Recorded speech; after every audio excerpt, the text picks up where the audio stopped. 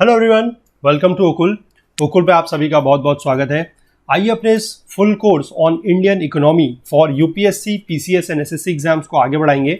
और आज हम लोग स्टार्ट करने वाले हैं नया chapter, that is chapter number 2। ठीक है, और ये चैप्टर 2 किस पे रहने वाला है? This is on Indian economy 1950 से लेकर 1990 तक।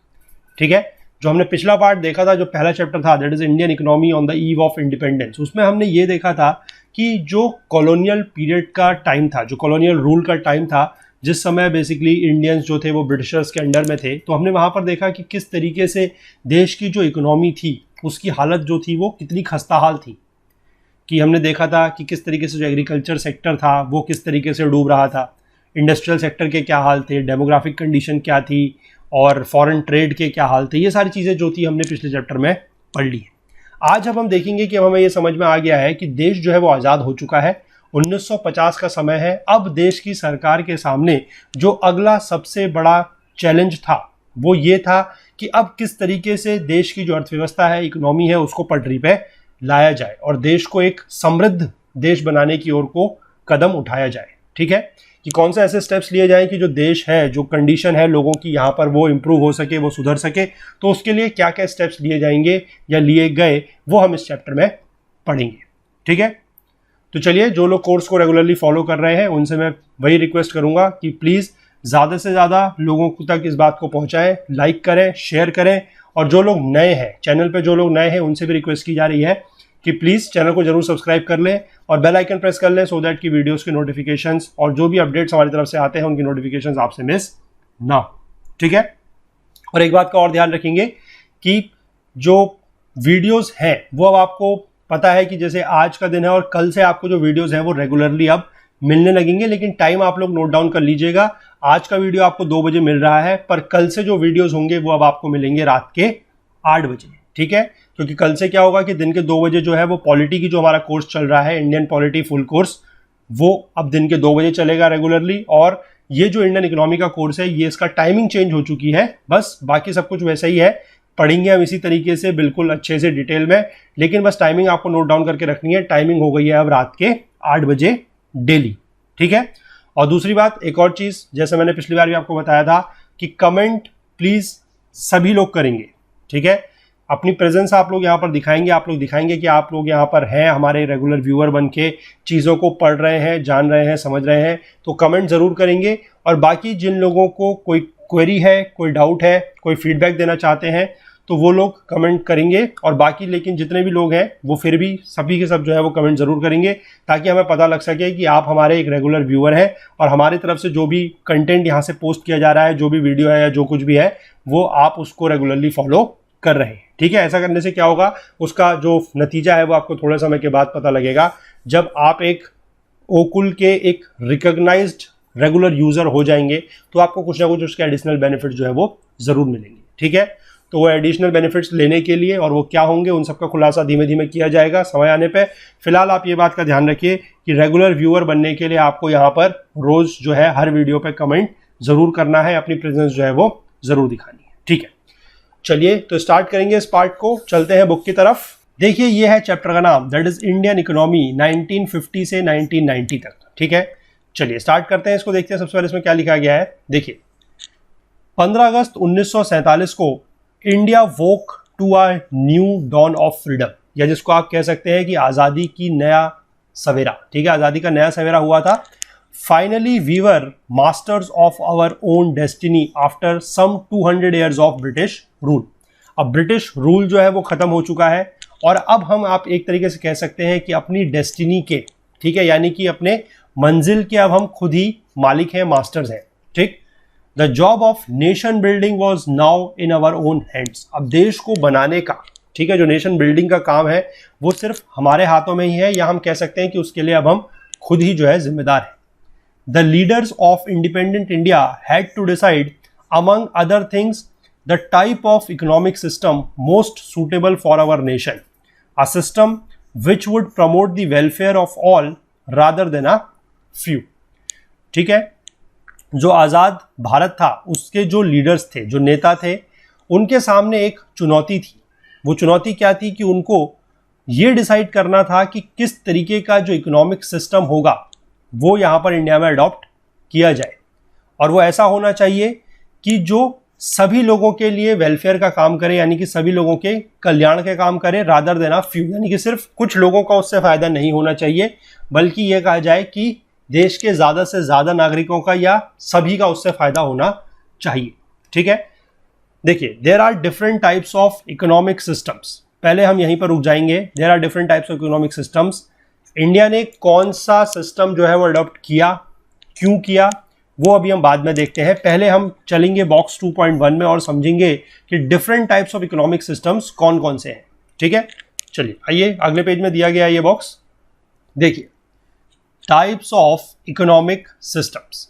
देखिए every society has to answer 3 questions. हर समाज को, हर सोसाइटी को 3 सवालों के जवाब जो है वो देने होते हैं, और वो 3 सवाल क्या है? देखिए पहला है कि what goods and services should be produced in the country, यानी कि देश में कौन से गुड्स हैं, यानी कि कौन सा जो आप कह सकते हैं माल है वो बनाया जाए, और कौन सा जो सर्विसेज है यानी कि जो सेवाएं हैं वो प्रदान की जाए। ठीक है, how should the goods and services be produced. एक बार अगर ये डिसाइड हो गया कि कौन सा गुड प्रोड्यूस करना है, कौन सी सर्विसेज प्रोड्यूस करनी है, तो उसको कैसे प्रोड्यूस किया जाए, हाउ। ठीक है, should producers use more human labour और more capital machines for producing things, यानी कि जो आप गुड्स एंड सर्विसेज बनानी है उनके लिए ज्यादा ह्यूमन लेबर का यूज किया जाए या फिर ज्यादा मशीन्स का यूज किया जाए, ये भी डिसाइड करना है। अब तीसरा सवाल यह है कि जब आपका डिसाइड हो गया कि क्या बनाना है और वो कैसे बनाना है, ठीक है, और वो बन गया, उसके बाद अब यह है कि उसको लोगों तक कैसे पहुंचाया जाए, how should the goods and services be distributed among the people. ये तीसरा सवाल है। ठीक है, और इन तीनों सवाल के जवाब जो है वो हर देश को या हर समाज को, हर सोसाइटी को देने होते हैं। ठीक, चलिए इसमें देखते हैं। One answer to these questions is depend on the market forces of supply and demand. ठीक है, जो सप्लाई एंड डिमांड का जो एक तरीके से आप कह सकते हैं कि तरीका होता है, सप्लाई एंड डिमांड मतलब है आपूर्ति और मांग, यानी कि जिस चीज की मांग है उस चीज की आपूर्ति की जाए। ठीक है, ये कहां पर होता है? ये होता है मार्केट इकोनॉमी, या जिसको आप बोल सकते हैं कैपिटलिस्ट इकोनॉमी या कैपिटलिज्म में। यहां पर क्या होता है? Only those consumer goods will be produced that are in demand, यानी कि यहां पर सिर्फ वो चीजें बनाई जाएंगी जो डिमांड में है। ठीक है, that is goods that can be sold profitably either in the domestic और इन द फॉरेन मार्केट्स, यानी कि ऐसा सामान जो चाहे फॉरेन मार्केट हो चाहे डोमेस्टिक मार्केट हो, वहां पर ये डिमांड में हो, इसकी मांग हो, वही चीज बनाई जाएगी ताकि उसको बेचा जा सके और क्या कमाया जा सके? लाभ या फिर मुनाफा या प्रॉफिट। ठीक है, जैसे कि एग्जांपल के तौर पे दिया गया है कि if cars are in demand तो cars will be produced, and if bicycles are in demand bicycles will be produced, यानी कि अगर कार की डिमांड है तो कार बनाई जाएगी, बाईसाइकिल की अगर डिमांड है तो बाईसाइकिल बनाई जाएगी। सिंपल। अगर जो लेबर है वो कैपिटल से ज्यादा चीप है, ठीक है, यानी कि कैपिटल मतलब आप समझ सकते हैं कि मशीन्स वगैरह, उनसे अगर जो है वो लेबर ज्यादा चीप है तो more labour intensive methods of production will be used and vice versa, यानी कि अगर लेबर चीप है तो ज्यादा लेबर का यूज करके प्रोडक्शन किया जाएगा, यानी कि ऐसे मेथड्स ऑफ प्रोडक्शन को यूज किया जाएगा जिसमें ज्यादा लेबर का यूज हो। क्यों? क्योंकि लेबर सस्ती है। ठीक है, और अगर ऐसा नहीं है, मान लीजिए कैपिटल सस्ती है, मतलब मशीन वगैरह से यूज करना, उससे बनाना चीजों को सस्ता है, तो मशीन्स का यूज जो है वो ज्यादा किया जाएगा। This is all directly related to your supply and demand rule. ठीक, in the capitalist society the goods produced are distributed among people not on the basis of what people need but on the basis of their purchasing power। देखिए ऊपर से आप समझते आ रहे हैं, आपको 3 चीजों के जो सवाल मैंने ऊपर पूछे थे कि क्या चीज बनाई जाए, कैसे बनाई जाए और उसको लोगों तक पहुंचाया कैसे जाए, डिस्ट्रीब्यूट कैसे किया जाए। ठीक है, तो पहले बनाई कैसे जाए वो तो आप समझ गए कि सप्लाई एंड डिमांड का रूल लगा के बनाया जा रहा है कि जिस चीज की डिमांड है उसको बनाया जाएगा। उसके बाद कैसे बनाया जाएगा वो भी आपने देख लिया कि अगर लेबर चीप है तो ज्यादा लेबर इंटेंसिव बनाया जाएगा, अगर कैपिटल चीप है तो उससे बनाया जाएगा। अब तीसरा सवाल का जो जवाब है कि लोगों तक कैसे पहुंचे, तो जो कैपिटलिस्ट इकोनॉमी है, जो कैपिटलिस्ट सोसाइटी है, उसमें क्या होता है कि जो गुड्स बनते हैं they are distributed among the people not on the basis of what people need, यानी कि जिस चीज की लोगों को जरूरत है उसके आधार पर लोगों को सामान जो है वो नहीं दिया जाता, लेकिन किसके आधार पर दिया जाता है? उनकी परचेजिंग पावर के आधार पर, यानी कि वो कितना जो है चीजों को खरीद सकते हैं या अफोर्ड कर सकते हैं उसके आधार पर। ठीक है, the ability to buy goods and services, that is one has to have the money in the pocket to buy it, यानी कि लोगों को उस चीज की जरूरत अगर है और उनके पास अगर उस चीज को खरीदने का पैसा नहीं है तो वो उनको नहीं दी जाती है। This is the feature of capitalist market. ठीक है, जैसे कि देखिए यहां पर एग्जाम्पल के तौर पे दिया गया है, low cost housing for the poor is much needed but will not count as demand in the market sense because the poor do not have the purchasing power to buy the demand। यानी कि गरीबों के लिए क्या है कि जो low cost housing है, यानी कि कम दामों पे जो है हाउसिंग यानी कि मकान उनको मिलने चाहिए। ठीक है, ये उनकी नीड है, जरूरत है, लेकिन ये डिमांड नहीं मानी जाएगी। क्यों नहीं मानी जाएगी कैपिटलिस्ट सोसाइटी के आधार पर? क्योंकि पुअर्स के पास क्या है कि उस मकान को खरीदने का पैसा नहीं है। ठीक है, तो इसलिए क्या होगा कि ये कमोडिटी जो है it will not be produced and supplied as per the market forces. ठीक है, such a society did not appeal to Jawaharlal Nehru, our first prime minister, for it meant that the great majority of people of the country would be left behind without the chance to improve their quality of life. तो इस तरीके की जो मतलब ये एक option था, देश के सामने एक ऑप्शन था कि इस तरीके की इकोनॉमी को भी अडॉप्ट किया जा सकता है। लेकिन जवाहरलाल नेहरू जो हमारे देश के पहले प्रधानमंत्री थे, उनको ये आइडिया कहें या ये पूरा का पूरा स्ट्रक्चर फ्रेमवर्क कहें कैपिटलिस्ट इकोनॉमी का या कैपिटलिस्ट सोसाइटी का, ये पसंद नहीं आया। क्योंकि उनको पता था कि देश के हालात ऐसे नहीं है कि चीज़ों को लोगों के डिमांड के आधार पर बनाया जाए या उनकी परचेजिंग पावर के आधार तक उन पर पहुंचाया जाए। क्योंकि देश के हाल सबको पता थे कि क्या है। ठीक है, देश के हाल सबको पता थे कि किस तरीके से है। यहाँ पर जो सेक्टर्स थे, चाहे वो एग्रीकल्चर सेक्टर हो चाहे इंडस्ट्रियल सेक्टर हो, वो कितना ज़्यादा उसको एक तरीके से कह सकते हैं कि ब्रिटिश रूल के दौरान नुकसान हुआ था। और देश की इतनी ज़्यादा कंडीशन अच्छी नहीं थी कि परचेजिंग पावर के आधार पर या डिमांड सप्लाई का जो पूरा का पूरा एक तरीका है, जो फ्रेमवर्क है, उसके तहत काम किया जाए। इसकी वजह से क्या होता अगर ऐसा यूज़ करते, तो जो कंट्री की मेजॉरिटी ऑफ द पीपल है, जो जनसंख्या है, उनका बेसिकली क्या था कि वो पीछे छूट जाती है और उनकी जो क्वालिटी ऑफ लाइफ है वो कभी भी इंप्रूव नहीं हो पाती। ठीक है, इसके अलावा एक दूसरी टाइप की इकोनॉमी है, दैट इज योर सोशलिस्ट। उसमें क्या होता है देखिए, a socialist society answers the 3 questions in a totally different manner. 3 सवाल वही है। ठीक है, 3 सवाल को ध्यान रखिएगा कि क्या गुड्स एंड सर्विसेज बनाने हैं, कैसे बनाने हैं और वो मार्केट तक या लोगों तक कैसे पहुंचाए जाए। ये 3 सवाल यही है। इसको आपने देखा कि कैपिटलिस्ट मार्केट या कैपिटलिस्ट इकोनॉमी या कैपिटलिस्ट सोसाइटी ने किस तरीके से इनका जवाब दिया है। अब हम देखेंगे कि सोशलिस्ट सोसाइटी जो है वो इन 3 सवाल का जवाब कैसे देती है।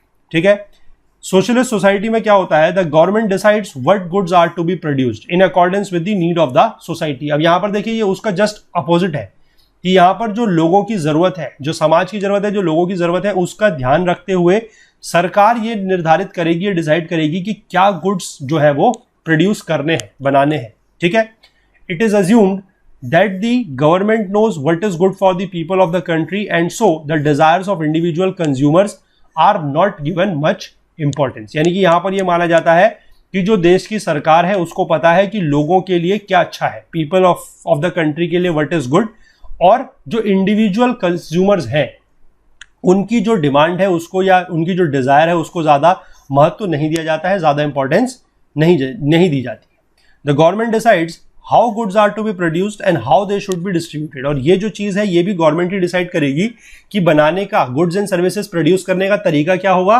और उनको लोगों के बीच तक किस तरीके से पहुंचाया जाएगा। In principle distribution under socialism is suppose to be based on what people need and not on what they can afford to purchase. देखिए बिल्कुल जस्ट उसका अपोजिट है। वहां पर क्या था कि लोगों की नीड या जरूरत का ध्यान नहीं रखा जा रहा था, लोगों को वो चीज दी जा रही थी जो वो खरीद सकते थे based upon their purchasing power या बेस्ड अपॉन देयर अफोर्डेबिलिटी। लेकिन यहां पर ऐसा नहीं है।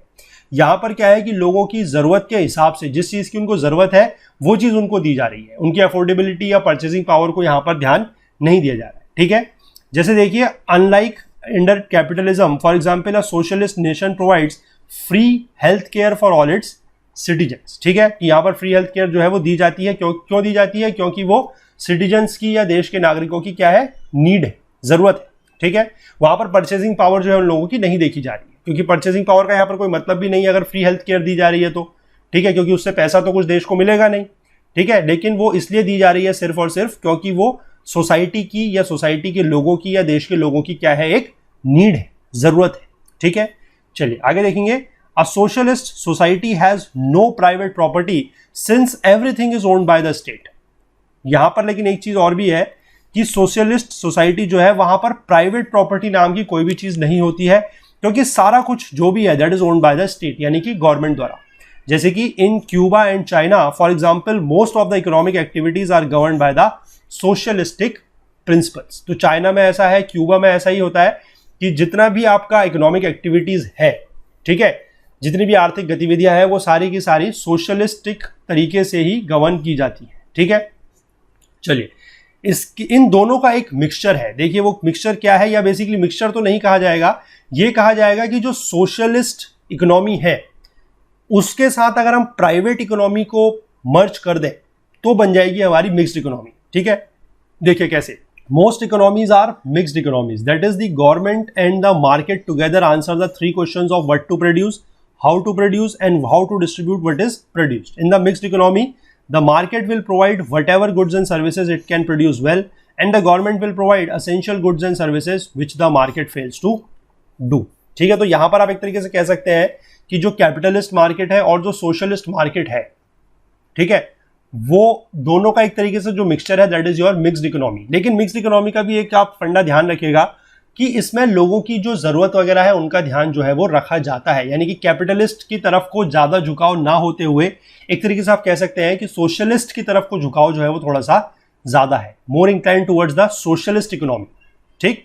लेकिन इसमें क्या है कि मार्केट, यानी कि आप कह सकते हैं कि जो प्राइवेट पार्टनर्स हैं वो और सरकारी दोनों का इसमें रोल रहता है, that is why it is called as your mixed economy, ठीक है। अब तीन टाइप की इकोनॉमी आप लोगों ने पढ़ ली, क्या क्या होती है, one is your capitalist, second one is socialist, और तीसरी क्या है, मिक्स्ड इकोनॉमी। अब आप लोगों से अगर इस पे एक सवाल पूछा जाए कि इन तीनों को कंपेयर करें और अपनी एक राय दें कि for a country like India, ठीक है, कौन सी इकोनॉमी जो है वो बेटर है, या उस जमाने में जिस समय मतलब ये चीज डिसाइड करनी थी कि कौन सी इकोनॉमी की तरफ को बढ़ा जाए, कौन सी इकोनॉमी को अडॉप्ट किया जाए, तो उसके बारे में अगर आप लोगों से कुछ सवाल पूछा जाए तो आई होप अब आप लोग कम से कम 150 से 200 वर्ड का आंसर लिखने में इसमें कैपेबल होंगे, ठीक है। आई होप हो पाए इतना जानने के बाद, या नहीं हो पाए ये आप नीचे कमेंट सेक्शन में बताइएगा, ठीक है। और अगर कोई ज़्यादा ही इच्छुक है तो मैं कहूँगा कि प्लीज़ इस इनिशिएटिव को लें और आंसर लिख के हमारी जो ईमेल आईडी है उस पर सबमिट कर सकते हैं, दैट इज okul.co@gmail.com, ठीक है। यहाँ पर आप जो आंसर है वो लिख के सबमिट कर सकते हैं, उसको रिव्यू करके ज़रूर आपको जो है आंसर उसका बताया जाएगा, रिवर्ट बैक आपको किया जाएगा, ठीक है। ऐसे ही धीमे धीमे हम लोग क्या है कि एक तरीके से आप कह सकते हैं कि थोड़ा थोड़ा कंसेप्ट को समझते चलेंगे और चीज़ों के थोड़ा थोड़ा आंसर राइटिंग भी इस तरीके से हम लोग कर सकते हैं, ठीक है। चलिए, अगर कोई इंटरेस्टेड है तो वो ज़रूर इसका जवाब हमें लिख के भेजिएगा। बाकी इतना ज़रूर बता दीजिएगा कि इतना सब कुछ जानने के बाद अबाउट द थ्री इकोनॉमीज और जो देश की कंडीशन थी जो हमने पिछले चैप्टर में पढ़ी थी, उस सब के कंटेक्स्ट में अब आप लोग इसमें 150 से 200 वर्ड्स का आंसर लिख पाएंगे या नहीं लिख पाएंगे, ये भी बता दीजिएगा। और अगर कोई इच्छुक है वाकई में तो वो आंसर लिख के सबमिट भी कर सकता है, ठीक है। चलिए, अब इसके बाद वापस पहले पेज पे चलेंगे, यहाँ पर हम लोग थे, ठीक है, कि there are different types of economic systems, ये हमने पढ़ लिए, and among them socialism appealed to Jawaharlal Nehru the most. Socialism मतलब आप समझ गए जिसमें गवर्नमेंट का रोल जो है वो ज्यादा है। However he was not in favour of the kind of socialism established in the former Soviet Union, where all the means of production, that is all the factories and farms in the country, were owned by the government। ये मैंने बताया कि ये बिल्कुल एक तरीके से आप कह सकते हैं कि एक्सट्रीम सोशलिज्म था, जहां पर सारी के सारे जो मीन्स ऑफ प्रोडक्शन है वो गवर्नमेंट द्वारा ओन किए जाते थे। तो ऐसा भी उनको पसंद नहीं था। There was no private property, जैसे सोवियत यूनियन की बात की जा रही है वहां पर कोई प्राइवेट प्रॉपर्टी नहीं थी। लेकिन इंडिया जैसे डेमोक्रेटिक कंट्री के लिए ये पॉसिबल नहीं था for the government to change the ownership pattern of the land and other properties of its citizens in the way that it was done in the former Soviet Union. क्योंकि यहाँ पर क्या था कि जो डेमोक्रेटिक कंट्री है पहली बात तो, और यहाँ पर क्या है कि जो ownership pattern of the land है उसको चेंज नहीं किया जा सकता, क्योंकि प्राइवेट लोगों ने, मतलब लोगों की प्राइवेट जमीनें जो थी वो यहाँ पर काफ़ी ज़्यादा थी, तो उसको चेंज एज सच नहीं किया जा सकता था, ठीक है। जैसे कि कहाँ किया गया था, सोवियत यूनियन में, ठीक। Nehru and many other leaders and thinkers of the newly independent India sought an alternative to the extreme versions of capitalism and socialism। दोनों के extreme versions से basically इसके अलावा कोई ऑप्शन सोचने के बारे में बात की गई। Basically sympathizing with the social outlook they found the answer in an economic system which in their view combined the best features of socialism without its drawbacks. So in this view, India would be a socialist society with a strong public sector but also with a private property and democracy. ठीक है, यही चीज़ मैंने आपको वहाँ पर बताई कि India ने जो एक तरीके से आप कह सकते हैं कि जो इकोनॉमी अडॉप्ट की वो सोशलिस्ट इकोनॉमी है या सोशलिस्ट सोसाइटी है, ठीक है, लेकिन उसमें क्या है कि जो पब्लिक सेक्टर है यानी कि जो गवर्नमेंट सेक्टर है वो ज़्यादा स्ट्रांग है और साथ में प्राइवेट प्रॉपर्टी का या प्राइवेट सेक्टर का भी इन्वॉल्वमेंट है। ठीक है, आगे देखिए क्या लिखा गया है, the government would plan for the economy with the private sector being encouraged to be a part of the plan effort. अब ये वर्ड एक दिया गया है, दिस इज प्लान। ये प्लान क्या है, इसका मतलब होता है योजना। अभी ये क्या है, इसको हम थोड़ा सा ऊपर पढ़ते हैं। ठीक है, plan effort, the industrial policy resolution, यानी कि जो औद्योगिक नीति संकल्प था 1948 का, और जो डायरेक्टिव प्रिंसिपल्स थे ऑफ द इंडियन कॉन्स्टिट्यूशन, यानी कि भारतीय संविधान में जो directive principles of state policy यानी कि नीति के दिशा निर्देश दिए गए हैं, उसने भी इस दृष्टिकोण की तरफ, इस आउटलुक की तरफ को रिफ्लेक्ट किया था। ठीक है, 1950 में क्या होता है कि प्लानिंग कमीशन सेटअप किया जाता है। प्लानिंग कमीशन आप लोगों को पता है प्लानिंग कमीशन वाज योर योजना आयोग। ठीक है, ये सेटअप किया जाता है, प्राइम मिनिस्टर इसके चेयरपर्सन होते हैं, और वहीं से जो है जो 5 ईयर प्लान्स का एक एरा है, जो एक युग है, वो स्टार्ट हो जाता है। ठीक है, और 5 ईयर प्लान जो है वो काफ़ी लंबे समय तक चलते हैं। अभी जब कुछ साल पहले जब नीति आयोग बना है, ठीक है, NITI Aayog, that is national institution for transforming India, NITI Aayog बना है। अब उसने क्या करा है कि ये जो पंचवर्षीय योजना थी, जो 5 ईयर प्लान्स था, इसको खत्म कर दिया गया है। अब इसके तहत जो नीति आयोग के तहत है वो 15 ईयर्स का विजन डॉक्यूमेंट जो है वो बनाया जाता है। ठीक है, चलिए थोड़ा सा यहाँ पर ऊपर प्लान के बारे में कुछ दिया गया है इस बॉक्स में, थोड़ा सा समझने की कोशिश करते हैं इसको भी। क्या है कि what is a plan, plan क्या होता है। ठीक है, a plan spells out how the resources of a nation should be put to use, कि देश के जो रिसोर्सेज हैं, जो संसाधन हैं, उनका यूज कैसे किया जाएगा। It should have some general goals as well as specific objectives which are to be achieved within a specific period of time. यानी कि प्लान का मतलब क्या है कि उसमें कुछ जनरल गोल होने चाहिए। ठीक है, यानी कि कुछ जनरल लक्ष्य होने चाहिए और कुछ स्पेसिफिक ऑब्जेक्टिव होने चाहिए। ठीक है, कुछ स्पेसिफिक संकल्प होने चाहिए और जिनको पूरा किया जाना है कुछ स्पेसिफाइड टाइम में, यानी कि कुछ टाइम बताया जाएगा कि इतने टाइम तक ये गोल्स और ये जो ऑब्जेक्टिव्स हैं ये अचीव कर लेने हैं। ठीक है, in India plans were of 5 years duration and were called 5 year plans. ठीक है, इंडिया में ये जो प्लान था ये इसको बोला जाता था पंचवर्षीय योजना, और ये 5 सालों के लिए हुआ करता था। और ये चीज़ें जो थी ये सोवियत यूनियन से ली गई थी। ठीक है, जो कि नेशनल प्लानिंग में क्या हुआ करते थे, पायनियर। पायनियर का मतलब होता है जिन्होंने चीज़ें जो है वो पहली बार स्टार्ट की है, that becomes your pioneer in that field. ठीक है, our plan documents up to the year 2017 not only specify the objectives to be attained in the 5 years of a plan but also what is to be achieved over a period of 20 years. तो जो 5 year plans का document होता था, जो कि 2017 तक चला है, क्योंकि उसके बाद मैंने आपको बताया कि 15 ईयर विजन डॉक्यूमेंट आ गया है जब से नीति आयोग बना था उसके बाद। ठीक है, तो प्लान डॉक्यूमेंट में सिर्फ ये नहीं दिया जाता था कि 5 साल के अंतर्गत क्या चीज़ को हासिल करना है, बट यहाँ पर यह भी लिखा जाता था कि 20 साल में क्या चीज़ जो है वो अचीव की जाएगी। This long term plan is called a perspective plan, इसको बोला जाता था पर्सपेक्टिव प्लान। ठीक है, तो the 5 year plans were suppose to provide the basis of the perspective plan, यानी कि आप कह सकते हैं कि जो 20 साल का बड़ा प्लान है पर्सपेक्टिव प्लान है, 5 साल का जो प्लान था यानी कि जो पंचवर्षीय योजना थी वो इसका एक छोटा हिस्सा था।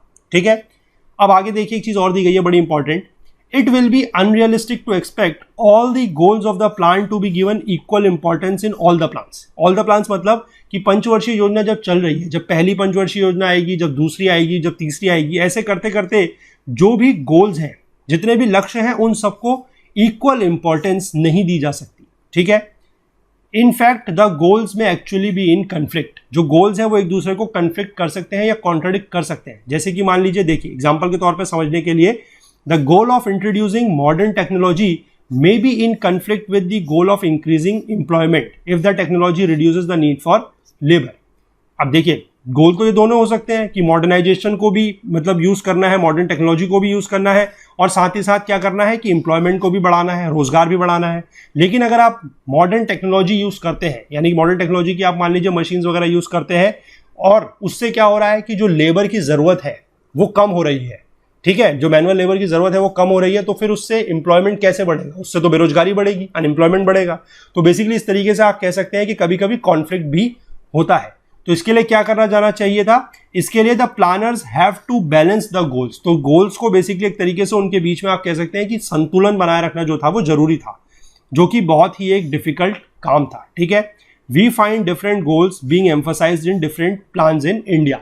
तो समय समय पर जब भी जो प्लान्स बनते रहे हैं, जो पंचवर्षीय योजना बनती रही है, उनमें अलग अलग गोल्स को क्या किया गया है? जोर दिया गया है, एम्फसाइज किया गया है, ठीक है। इंडिया के जो 5 ईयर प्लान्स थे, they did not spell out how much of each and every goods and services is to be produced, ठीक है। इंडिया के जो पंचवर्षीय योजना थी उसमें कभी भी ये नहीं बताया गया कि how much of each and every goods and services is to be produced, मतलब कितना जो गुड्स एंड सर्विसेज है वो बनाया जाएगा, वो प्रोड्यूस किया जाएगा, ये कभी नहीं बताया, ठीक है, क्योंकि ये पॉसिबल भी नहीं था और जरूरी भी नहीं था। This was neither possible nor necessary.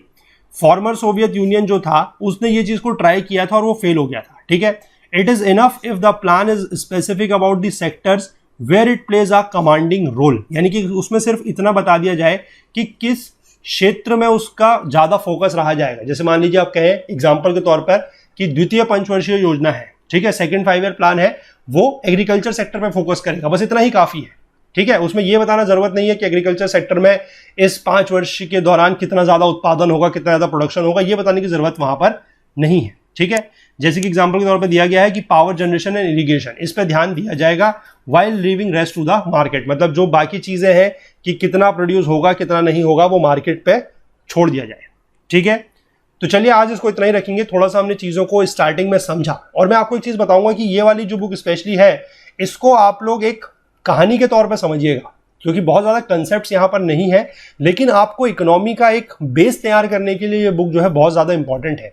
वैसे आप लोग इसको खुद भी पढ़ सकते थे, लेकिन हमारा इस कोर्स में इस बुक को इंक्लूड करने का मकसद ये है कि चीजों को बिल्कुल बेस से स्टार्ट किया जाए। अगर हम सीधे ऊपर स्टार्ट करते हैं कि आज की डेट में अगर हम सीधे इकोनॉमिक टर्म से स्टार्ट कर देते हैं कि जीडीपी क्या है, जीएनपी क्या है, वो सब पढ़ाना बहुत आसान है, ठीक है। लेकिन पहले आपको देश के हालात पता होना चाहिए, क्योंकि अगर आपसे कभी भी आप इकोनॉमी का पेपर अगर सॉल्व करेंगे, यूपीएससी की मैं बात कर रहा हूं स्पेसिफिकली, अगर आप इकोनॉमी का कभी पेपर सॉल्व करेंगे तो आपको ये सारे जो कंटेक्स्ट हैं पुराने, ये पता होने चाहिए, तभी एक बढ़िया आंसर जो है वो आप लोग कभी भी लिख सकते हैं, ठीक है।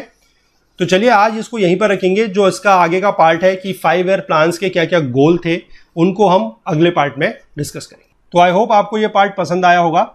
अगर आया है तो प्लीज लाइक जरूर करें, ज्यादा से ज्यादा शेयर करें, और जिन लोगों को कोई कमेंट है, मतलब कोई क्वेरी है, कोई डाउट है, कोई फीडबैक देना चाहते हैं तो वो जरूर कमेंट करें।